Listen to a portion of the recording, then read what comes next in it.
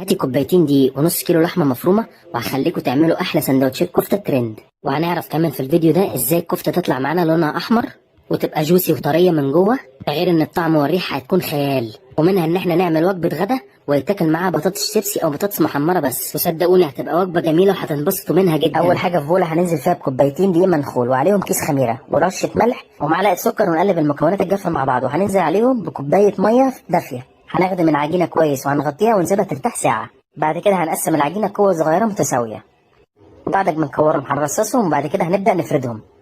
هنرش رشه دقيق خفيفه ونبدا نفرد بالطول بالشكل ده، مش هنفرد جامد قوي عشان الرغيف ما يتكتمش مننا. هنفض منه الدقيق كويس وهنرصصه وهنغطيه تاني ونسيبه لمده 10 دقائق ربع ساعه. وفي طاسه سخنه جدا على النار هنبدا ننزل بالرغيف بتاعنا ونقلبه اول مره 3 مرات ورا بعض. بعد كده هنسيبه حوالي 10 ثواني يتحمر من كل جنب، وهنضغط عليه ضغطه خفيفه عشان يتنفخ معانا بالشكل ده. وبالنسبه للكفته نص كيلو لحمه انا حطيت ربع ضاني وربع شمبري، وعليهم بصلايه كبيره مبشوره منزوعه الميه وملح وفلفل وبهارات كفته. وبالنسبه للميه اللي نزلت من البصل هنديها معلقه صلصه وهنصبع بالميه دي الكفته. الحركه دي هي اللي بتدينا اللون الاحمر للكفته وبتخلي طعمها رائع. هنرصصها في صينيه مدهونه زيت وهندهن الوش بباقي الميه اللي فضلت معانا. هندخلها فرن من تحت ومن فوق درجه حراره 200 لمده 15 دقيقه فقط، وهتطلع معانا بالجمال ده.